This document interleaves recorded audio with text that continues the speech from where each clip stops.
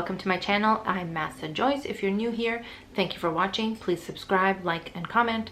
And if you're a subscriber, thank you. Thank you for joining me. So today's video, as the title suggests, is about pregnancy. So I am now 25 weeks pregnant. So I am almost through I have 2 more weeks left in my second trimester. So I thought this is a good time to do a recap of the first trimester, second trimester, what my experience was, and then answer some questions that I've been getting from friends and family.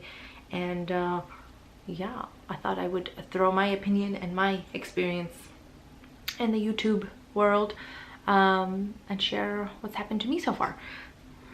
I'm out of breath. Oh my God. I'm currently sitting in our nursery. It's definitely a work in progress. We haven't put the crib together. We just got the dresser thanks to my mama. It's from IKEA and I love this dresser. It's actually like real wood and it has this cool leather. Ta-da! And what do you call these? The slow close? Soft close? Whatever.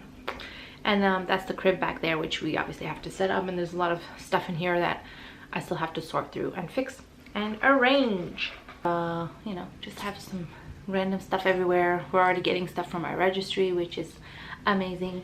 So I thought I would just kind of go through some questions, some tips, and hopefully this will help you. So the first thing I think everybody asks me about is, how are you feeling? And I'm feeling good now, but the first trimester was the worst. Morning sickness, you should know, is all day. It's not just in the morning. So I would get up feeling okay. By the time I got on the subway to get to work, everybody smelled. If somebody had garlic the night before, it grossed me out. I had to like sit there sometimes just with a tissue in front of my nose, and people were looking at me like, what's wrong with her? And another problem with that is you can't tell anyone you're pregnant at work. People don't see it because you have no belly yet. So it's a weird time. Stuff that I love, like coffee, onions, garlic, anything, those smells to me were like I was smelling a garbage dump. It was the weirdest thing, and it grossed me out. All I was having was like ginger candies, crackers, just like saltine crackers, water and lemon with ginger. So anything to just like get the nausea away. I probably threw up maybe 10 times in the entire 3 months, so that's not too bad. It's not like I was throwing up daily, but that constant all day nausea, you're just like, it knocks you out. You don't feel like working out. You're exhausted. That was my experience anyway. Some people don't experience any nausea, don't have any morning sickness. They are fine the entire way. And then other people I've spoken to have been sick for 6 months to 9 months throughout their pregnancy, which blows my mind. I can't even imagine. Because it was really bumming me out, to be honest with you. But we made it through, and about 14 weeks, my symptoms started going away. I had my first latte. I still remember my sister made me a latte. I was sleeping over at her house, and I had the latte. I'm like, oh my God, it's not making me nauseous. The smell is actually good. I'm craving coffee again. And then luckily it was about 14 and a half weeks, 15 weeks that we left for Malta. And so it was good, and I could eat everything and drink everything again. So you just never know what's gonna happen to you. So just be open and ready for that. So part of that is everyone's experience is different, not only from the nausea, but what you experience in your body. So some people show early on and show right away. My belly didn't really pop till like 21, 22 weeks, and I was just getting bigger and bigger.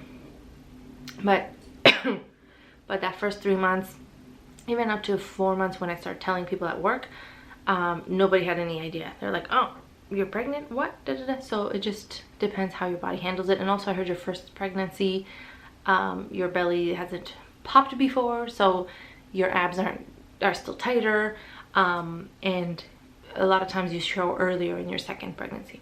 Another thing was energy levels. So in the first trimester I had like no energy. I was so tired, and now in my second trimester I've had energy. I stay up late. Yesterday we were at a friend's house till like 1 a.m.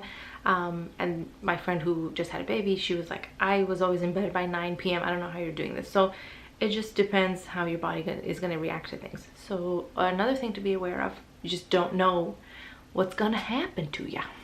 Part of that I actually want to say is the first trimester I didn't have any energy, and I was super nauseous, so I kind of avoided the gym. But on top of that, people freaked me out and they were like, stop working out, don't go to the gym. And I shouldn't have listened to them. You should listen to your doctor. You should tell them what your routine was and what you should continue doing and what's safe. I should have continued working out, and I didn't. And now I feel like I'm a little bit behind. Like when I do my workouts, I'm like sore, and I don't even do a hard workout. And it's like, keep up the workouts. If you were working out before, continue doing it. I've been walking a lot and doing all that, and doing some like at home prenatal yoga and things. And I've gone to the gym a few times as well. But you know, I should have kept up with my spin classes and my weights classes and just continued doing it, because if you were doing it before, you can continue doing it. So if people freak you out, just talk to your doctor before you stop your workout routine, because you don't have to. Another thing is I'm so out of breath now, because I think the bigger the baby's getting, it's pushing on your lungs. Things to look forward to. One thing you need to be comfortable with, and I'm at 25 weeks and now coming to terms with this, is that your body's going to change. You're growing a human. You need to stop stressing and being anxious. Just try to eat well. Like I said, continue working out, go for walks, stay active. It's good for your mental health and your physical health. And it definitely is something for me that took a while to get used to, that I'm like, oh my God, my body's changing. My belly's getting bigger. What's gonna happen to me? How much weight am I gonna gain? And then that first time I stepped on the scale and I had gained 10 pounds, I freaked out. I was like, what do you mean I gained 10 pounds? But it's like, you now have a baby growing, the placenta, extra blood, all the liquids. So it's like not just you getting fat. And it's something that you have to come to terms with. And it's just gonna last for 9 months, and then you get back to your routine and you can drop the baby weight, which is what I'm planning on doing. There's 3 apps that I've tried out, and one that I stuck with. One is What to Expect When You're Expecting. The other one is called Pregnancy Plus, which my sister-in-law loves. And another one is called Ovia, which a friend of mine told me about. So I tried all 3 of them, and the one I stuck with was What to Expect. It's just an easy app to use. It tells you what week you're in, what size your baby is. And it does a little like weekly recap there. And so it tells you the size, weight of your baby, how far along you are. And then you go in, click in for more details and more information, which I think is great, because I read this, kind of like get a quick Coles Notes of what's going on, what's going to happen for the week, and then it kind of triggers any questions I have for my doctor. So another tip for you is to go to your doctor with all of your questions. So no matter how small you think it is or how stupid it is, anything that's going to give you anxiety and you're thinking about it and you're worried about it, ask your doctor. Because I started Googling things, and do not Google things that you're thinking like something's wrong, and it just takes you down this really bad rabbit hole. And especially if it's your first pregnancy and you don't know what you're doing, it's better to avoid the Google. So another thing people have asked me about is what prenatal vitamins I was taking. I am still taking this Pregvit. You have to get it prescribed by your doctor. Comes in a sleeve. You take one during the day, one at night, and apparently it's expensive. The doctors say it's the best one out there. I'm not sure. I haven't really done a lot of research. I just went with what my doctor told me. It comes in a pack like this, so I think you get enough for a month. And then there's 2 of these guys in it. I also had some prenatal vitamins prescribed by my naturopath. In that first trimester, everything was making me nauseous. Pregvit was the only thing. There's no flavor or anything, so that helped. But the naturopath ones had this gross, like this herbal flavor, and it was triggering the nausea big time. So I had to stop taking those. And then I just continued with this one, because this one, it's covered by my insurance.